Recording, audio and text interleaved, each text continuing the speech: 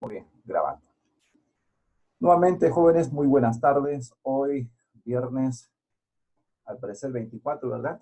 De abril, nuestro gobierno ha eh, decretado pues unos 15 días más hasta el 10 de mayo.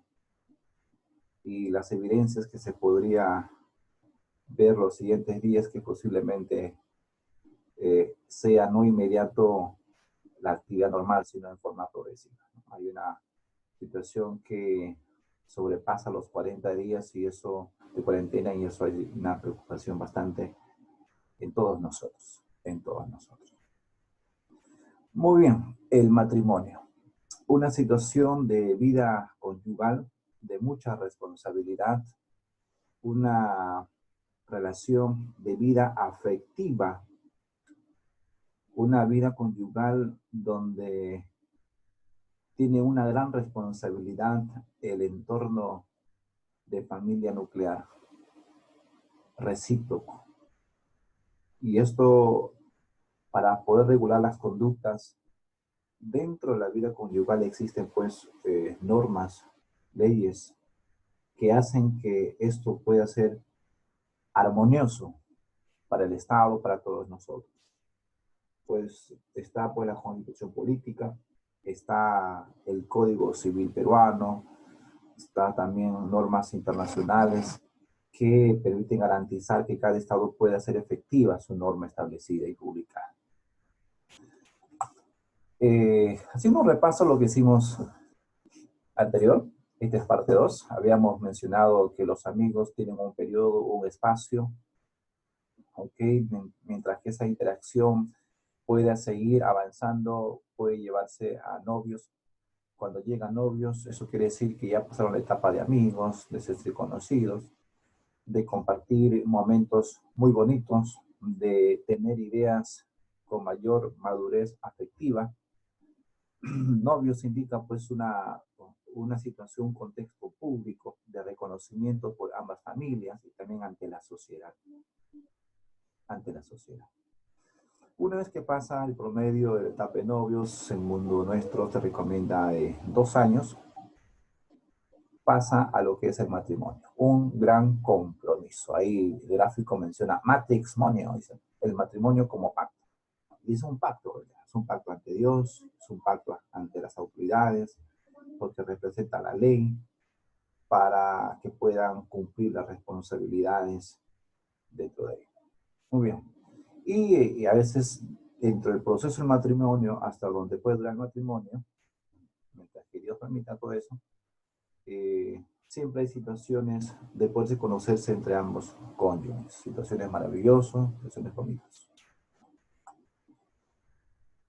En esta parte dice, hay efectos personales del matrimonio y sus efectos personales del matrimonio es el derecho y es el deber. Deberes u obligaciones, por ejemplo, ¿no? Existen obligaciones ya que el matrimonio tiene alto carácter moral y ético. Cuando existe obligaciones, la palabra obligación está condicionado a que se pueda cumplir sí o sí. Y si es que no se cumple, hay normas que exigen su cumplimiento. Y si no fuese así, hay normas que pueden ser sancionados a uno de los cónyuges por no cumplir la vida conyugal como corresponde, ¿no? Por eso dice que son obligaciones, existen obligaciones en un matrimonio de carácter moral. Cuando mencionamos de carácter moral, es de acuerdo al buen uso y la costumbre de una determinada sociedad, ¿no? Entonces, debe adecuarse en medio. Eso me hace recordar en una ocasión, creo que hace unos años atrás, vi un noticiero en Chile, fue muy, en las redes sociales, muy criticado, pero era su forma de vida, ahora ya no está, ¿no? En el sentido de que habían preparado una casa, pero de paredes de vidrio transparente, y se veía hábitos de vida conyugal, familiar. Entonces, eso se observaba y se ameritaba bastantes apreciaciones y críticas, ¿no? Es decir, que de acuerdo a las usos y buenas costumbres no se adecuaba. Tiene que ser un carácter moral, ¿ok? Y carácter ético. ¿Ético por qué? tiene que ver con normas, tiene que ver con algunas situaciones o disposiciones que vuestras autoridades emiten, ¿no? Por ejemplo, no puede haber cuando los padres están ebrios y dentro de ellos haciendo situaciones que sobrepasan las buenas costumbres y por medio están los hijos, ¿no? O cuando un padre taxonómico o psicológico, ¿no? Tiene hábitos de beber licor. Entonces, esto puede ameritar a que pueda perder la tutela a sus hijos. O padres que permiten hacer probar a sus menores hijos cigarrillo, alguna bebida de licor. Y eso en los medios se ha visto algo de mucha repugnancia, de mucha apreciaciones críticas, en la cual de oficio actúa la Fiscalía de Familia para poder ver la tutela de ellos. Es que merecen seguir con la tutela o se ha quitado la tutela de ellos, ¿no? Entonces, cuando hablamos de matrimonio, hay obligaciones de carácter moral y de carácter ético.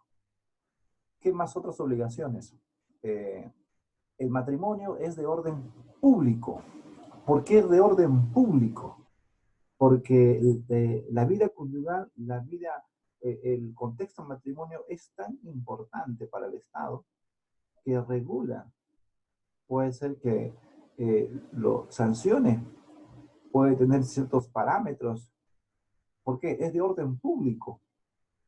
Es orden público, ¿por qué? Porque el Estado, cuando se observa una familia, tiene que actuar de oficio, porque es la obligación del Estado, ¿no? Otro punto dice, no se puede interponer legalmente. Este término hay que entenderlo bien. No se puede interponer legalmente. Un ejemplo de interposición legalmente. Vamos a suponer que Juan y María, okay, tienen sus hijos y en una fiesta, salen de la fiesta, se encuentran con los amigos y la mamá da el lactar a sus hijos mientras ella está fumando, mientras que ella está bebiendo licor, ¿no? Entonces, esa imagen lo graban. Entonces, ahí sí se puede poner una denuncia. Eso se llama interponer legalmente, ¿no? Porque es un acto inmoral, es un acto que va contra la ley, que puede ser sancionado con la retirada de la tutela. Entonces, eso en ámbito que se convierte en un delito. Pero cuando hablamos de matrimonio, no se puede interponer legalmente. Nadie puede decir, yo denuncio ese matrimonio. ¿Por qué? El matrimonio cuando se da, se pide ciertos requisitos. Esos requisitos hacen que se cumpla legalmente. Es decir, el matrimonio es legalmente. Y como es legalmente, ha pasado por filtros y luego nadie puede interponer legalmente contra ese matrimonio. Se puede hacer una denuncia contra las costumbres que ha sobrepasado la barrera y ha cometido un delito. A eso sí, pero contra la vida matrimonial, no. No se puede interponer legalmente. Como decir que voy a denunciar ese matrimonio, no estoy de acuerdo, no me agrada, no me gusta, que se debe separar. No, no se puede interponer legalmente. Hay sanciones previstas para su incumplimiento, ¿no? ¿No? Hay sanciones previstas. Por ejemplo, ¿no? Si un padre, pues, va a trabajar, luego se olvida de su familia y no quiere pasar alimentos, se olvida de su familia, pues se procede a una denuncia por alimentos, ¿no? No importa que esté fuera de su localidad o en la frontera o en otro país, se interpone la denuncia por derecho a alimentación. Por eso está el Código Civil que regula esas conductas de la vida familiar, de la vida matrimonial. Muy bien. Otra obligación común es entre los cónyuges para los hijos. Dicen, los cónyuges se obligan a alimentar, a educar a los hijos. Mira, eso es una obligación. O sea, sí o sí, el que incumple, ahí está la fuerza. Por ejemplo, la ley establece que se puede pasar alimentación hasta los 18 años, hablando de una vida conyugal que ha sido separada.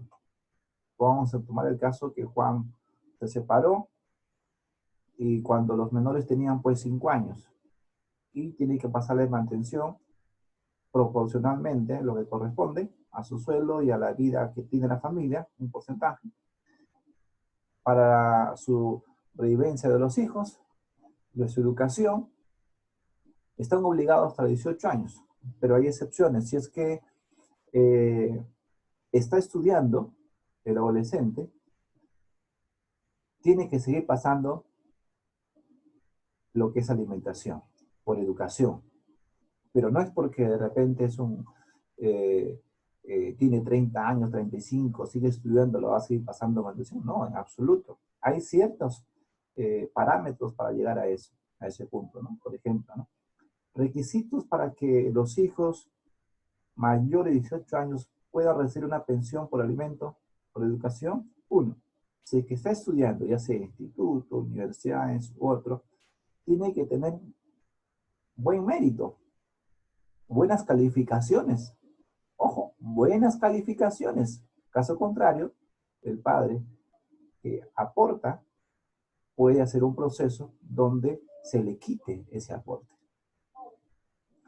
También hay una edad límite promedio de 26 años de edad. Pasados los 26, así sigas estudiando, la ley dice que ya no se le debe dar lo que es pensión. Desde el nacimiento hasta los 18, hay excepciones por educación superior, ya sea institutos u otros. Luego, no cesa con la invalidez o nulidad del divorcio. Es decir, otra excepción, puede recibir alimentación los hijos cuando de repente tienen 27, 28 y no están estudiando, siempre en cuando los hijos tienen alguna, médicamente hablando, invalidez, dificultad de poder vivir normalmente. Entonces, vamos a suponer Juan y María tuvieron hijos y uno de sus hijos pues nació inválido, está en silla de ruedas, se separaron, entonces de por vida tienen que pasarle manutención, ¿no? Muy bien, entonces ahí en el gráfico dice, necesito recibir alimentos sanos, tengo el derecho de comer saludablemente y suficientemente. Obligaciones, acá dice, ¿no? Obligaciones recíprocas de los cónyuges al matrimonio. La reciprocidad que corresponde entre los cónyuges, tiene que haber fidelidad. Fidelidad a ellos, para que no se contribuya a la destrucción de la vida conyugal y sus relaciones de ambos y con los hijos, ¿no? Tiene que haber una cohabitación. En el ámbito matrimonial hay responsabilidad de padres, pero también hay responsabilidad conyugal de marido y esposa. Eso significa cohabitación.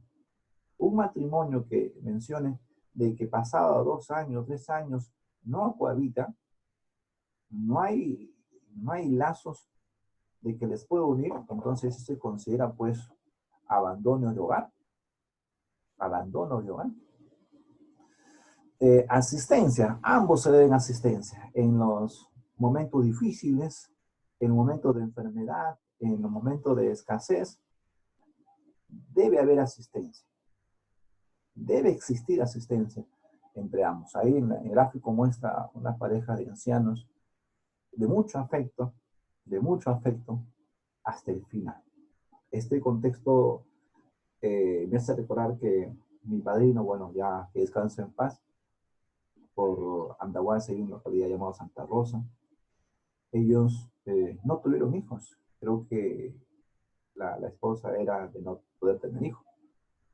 Pero sin embargo, estuvieron fiel hasta el final, imagínate. Pues en otras personas, de repente, al no tener hijos, no, y se desaniman y rompen la relación. No es fácil, es tomar buenas decisiones, ¿no? Fidelidad ante Dios también, por ello, para fortalecer el hogar. Cohabitación y asistencia. La relación, este punto a tratar en adelante. Relación de orden patrimonial o económico. Relación de orden patrimonial o económico.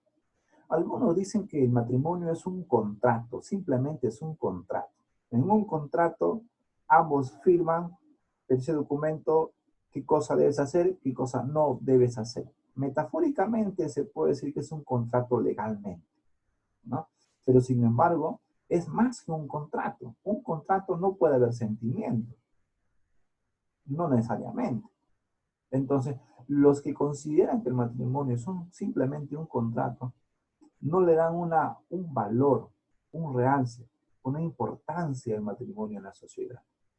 Por eso hay personajes faranduleros que se casan, conviven, ni siquiera se casan, están bajo el concubinato y lo vamos a ver también. Y ya, se casan algunos, se divorcian, se vuelven a casar, se divorcian, se vuelven a casar. Obvio que el matrimonio, en esa situación, ellos también optan por lo que es por bienes separados. También lo voy a explicar posteriormente. Entonces, ahí se ve de que el afecto no tiene mucha importancia en el matrimonio o los cónyuges, ¿no? Entonces, hay personas que toman ese concepto, ¿no? Bueno, antes de casarse, los futuros cónyuges pueden decidir cómo construir esa unidad económica. A la familia también se lo ha visto como una empresa, porque los grandes accionistas son los padres, dueños, y los que van a heredar y futuros accionistas son los hijos. Los padres invierten en la familia, invierten en su hogar, en alimentación, en educación, para verlo producir mejores frutos en los hijos. Entonces, para decidir esa unidad económica, un matrimonio puede ser tomado en dos opciones. Uno, sociedades gananciales. Estamos viendo el matrimonio desde el punto de vista económico. Uno, sociedades gananciales. Se refiere en este aspecto cuando María y Juan conllevan al matrimonio con bienes mancomunados. ¿Qué cosa quiere decir eso? Que desde que se casan María y Juan, comienzan a comprar bienes, servicios, comienzan a adquirir. Entonces, esos bienes adquiridos, ¿ok? Vienen los hijos, tienen su casa, vamos a suponer casa de 2 pisos, chacra, de repente autos u otros, o empresas construidas. Y vamos a suponer que por motivo X, Juan, pues se divorcia de su esposa. Y como se divorcia de su esposa y se han casado bajo las sociedades gananciales, esta pues les corresponde mitad, mitad. Un ejemplo a Pablo Guerrero, no, ¿cómo se llama? Farfán, ¿no? Farfán, ¿no? Él se ha casado por sociedades gananciales o bienes mancomunados. Le corresponde los bienes mitad, mitad. A su esposa le pasa creo que 42.000 soles. Y dice que es poquito. Pero bueno, algunos personajes aprovechan esa vida de sociedades gananciales para luego divorciarse y vivir de esos ingresos, ¿no? También se ve, ¿no? Entonces, este punto dentro de la relación patrimonial, desde el punto de vista económico, el matrimonio, desde sociedades gananciales, es que desde que comienza la vida conyugal, el acto matrimonio, mediante las sociedades gananciales, y luego podría que se conlleve el divorcio, todos los bienes les corresponde mitad, mitad. ¿Quién determina eso? El juez. El juez. Pero a la vez, vamos a poner Juan y María se casan, comienzan a adquirir bienes, pero antes que se casen, Juan ingresa con su empresa ya hecha y María ingresa con su empresa ya fortalecida. Y en adelante comienzan a construir una familia con una vida conyugal, una vida que ambos van a edificar su familia. Se divorcian, se reparten los bienes solamente desde que momentos que se casaron y compraron sus bienes, todo eso de ahí se reparte en mitad, mitad. Aquellos que han llegado antes del matrimonio, pero ya con algunos bienes adquiridos, eso sí se queda en cada uno de ellos, pero tienen que ser registrados legalmente para que digan, esto es mío antes del matrimonio, ¿no? Muy bien. Dice, este régimen puede haber bienes propios de cada cónyuge, lo que manifestaba, y bienes de la sociedad.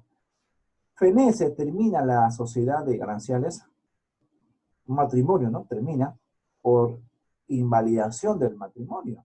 Se puede invalidar el matrimonio cuando de repente ha sido obligado a casarse, porque de repente han simulado un matrimonio. Un ejemplo, ¿no? Me quiero ir a trabajar en Japón, obvio que ya estamos, ya antes que aparezca el COVID, ¿no? Quiero ir a Japón, ya. Pero ya no permite migración en Japón, entonces me consigo un contacto, la mafia japonesa, y hace de que me consigan una novia, ¿correcto?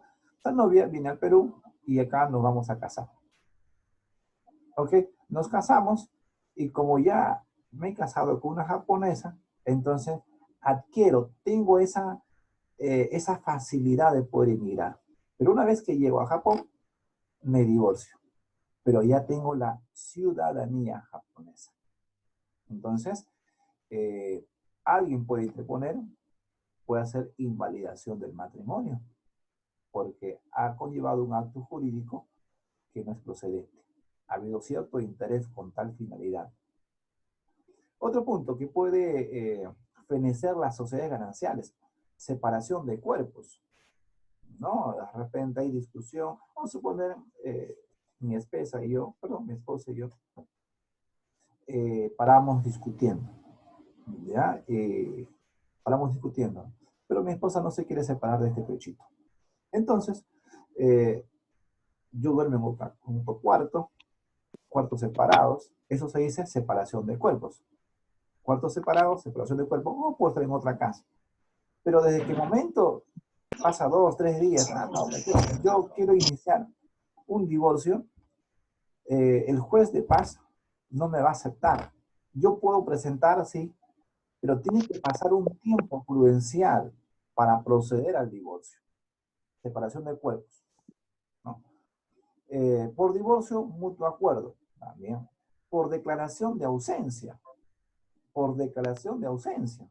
Se puede declarar inválido el matrimonio. En una ocasión vi al fondo del sitio, cuando de repente la que vende regala su chifón, Charito, ¿no? Charito, ¿cómo se llama su príncipe azul?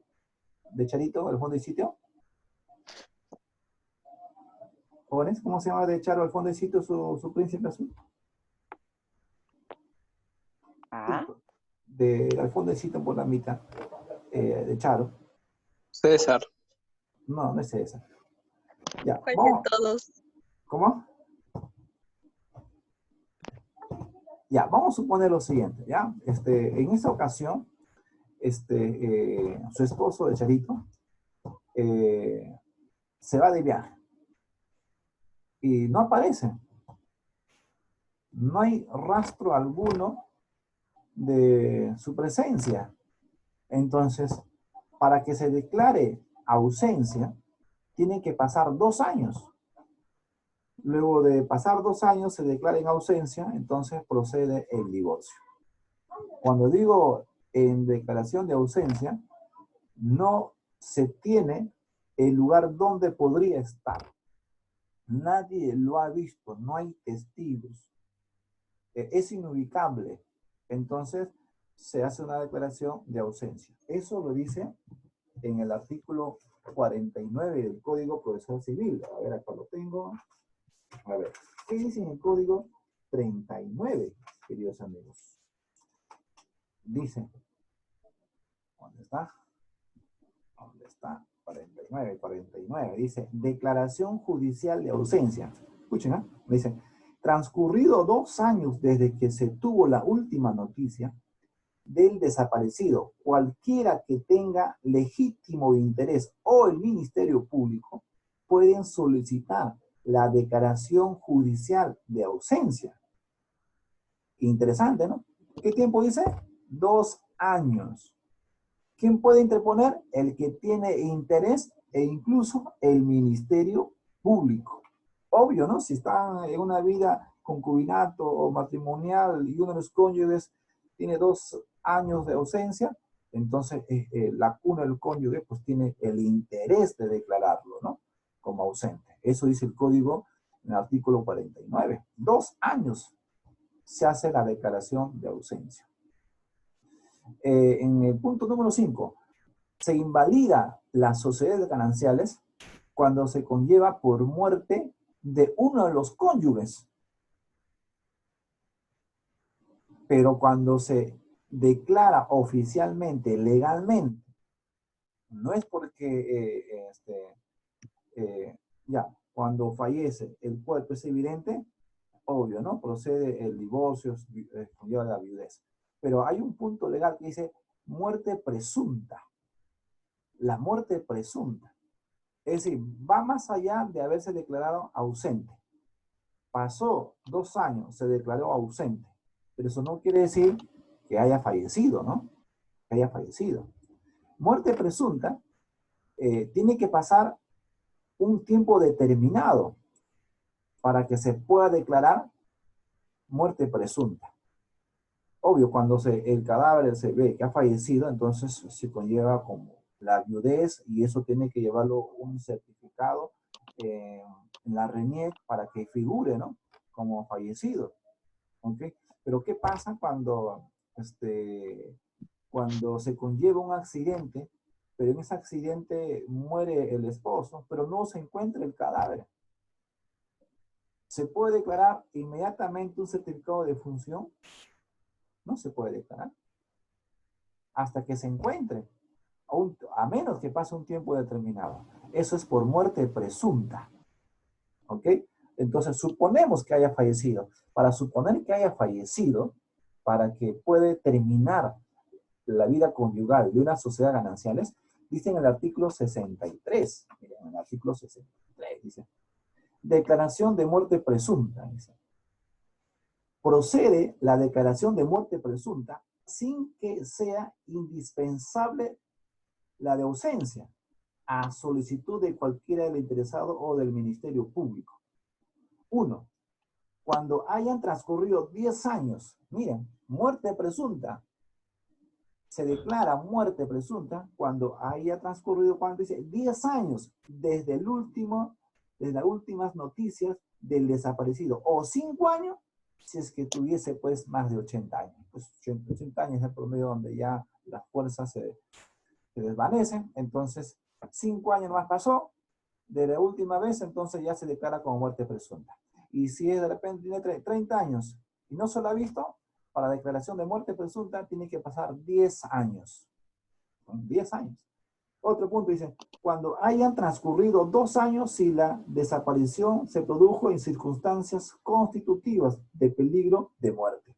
Es decir, viajando en avión, el esposo se va en avión viaje y luego se desploma. Ni un cadáver encontrado, todo pulverizado.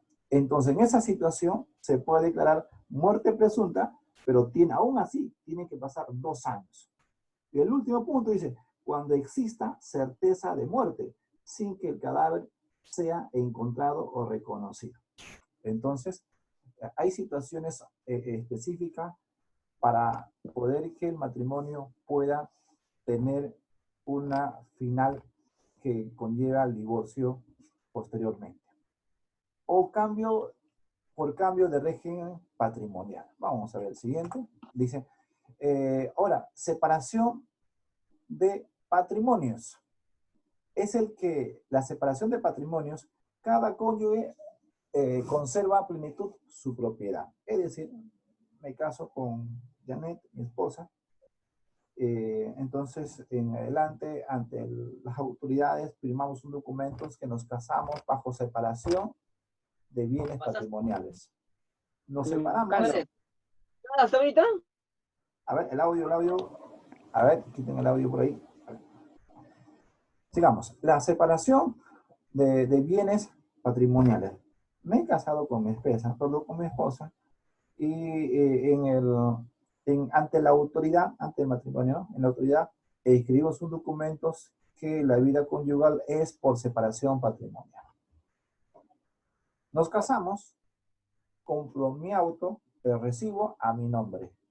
Mi esposa compra su empresa, adquiere una empresa a su nombre. Adquirimos bienes.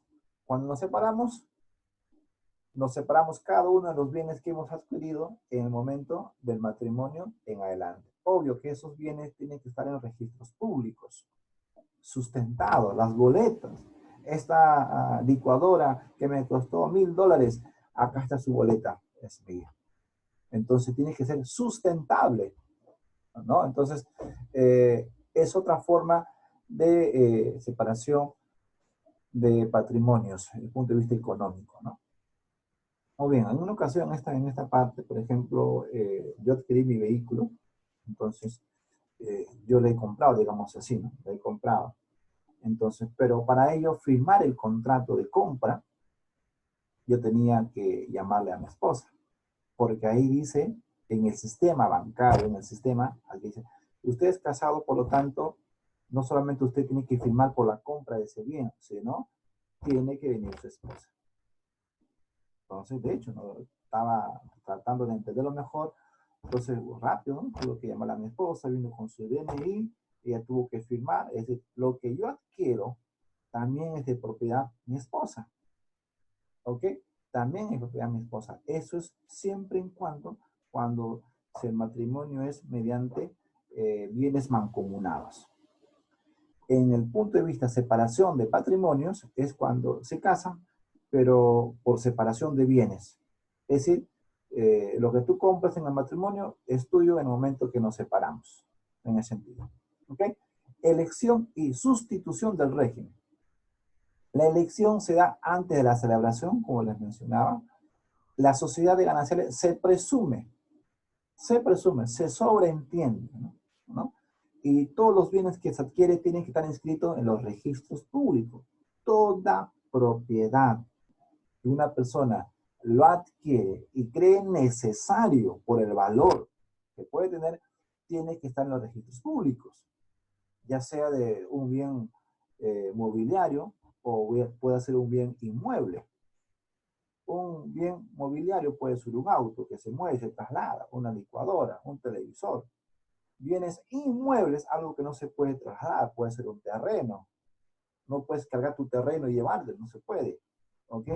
Inmobiliario puede ser tu casa. Entonces, esos bienes tienen que estar registrados por escritura pública, un notario en los registros públicos, ahí está. Vamos a suponer que tu casa está ahí, pero tienes otra casa en otro departamento, y luego alguien quiere entrar a tu casa, se adueña, intenta, entonces no puede, porque tu terreno ya está registrado en los registros públicos. Eso merece un proceso judicial hasta su desalojo. Muy bien, entonces, etimológicamente, vamos a hablar ahora el concubinato. ¿Qué es concubinato? Se refiere a la vida conyugal sin tener el acto legal del matrimonio. Conviviente, concubinato es conviviente. El conviviente y el que está dentro del matrimonio tienen los mismos derechos. Sin embargo, hay ciertos aspectos que se tienen que regular, que se tiene que inscribir, ¿no?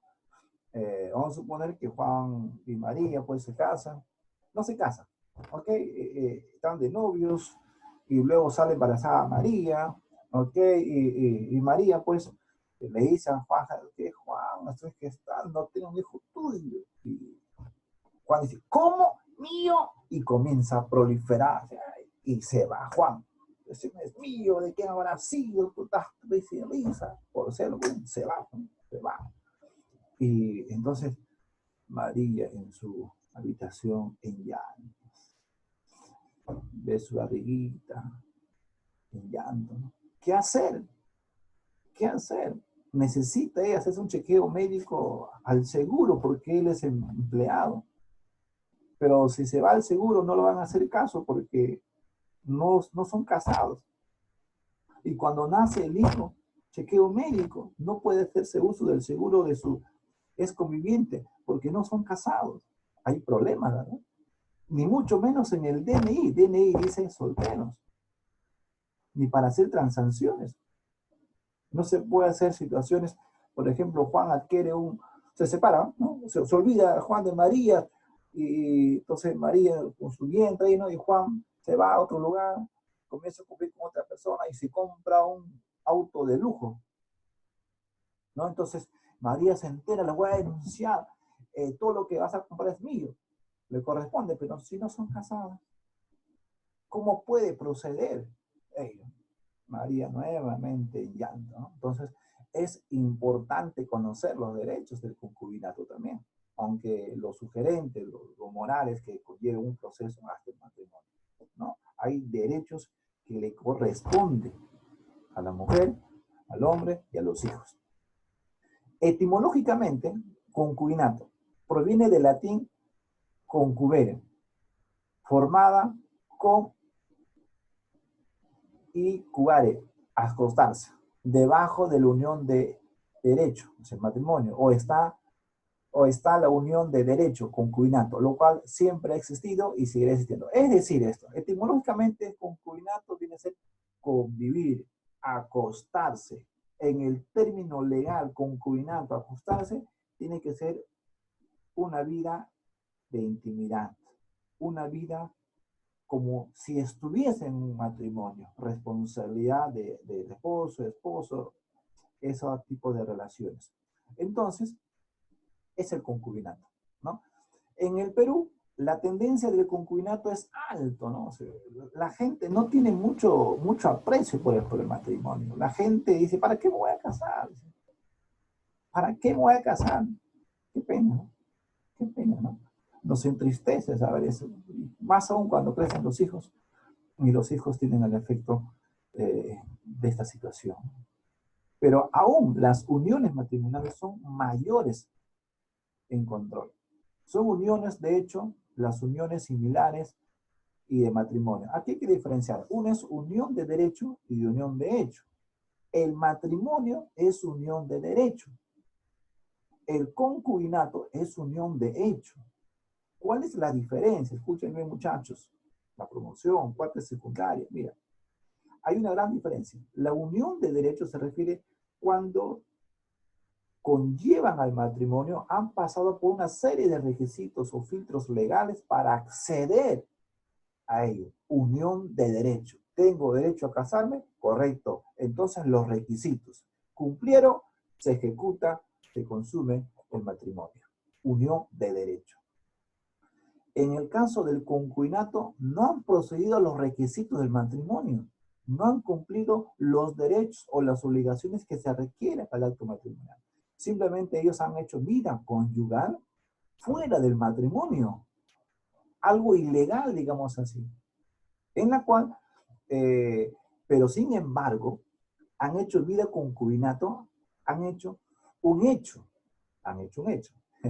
Es decir, ambas personas, ese acto de convivir se convierte en un hecho legal.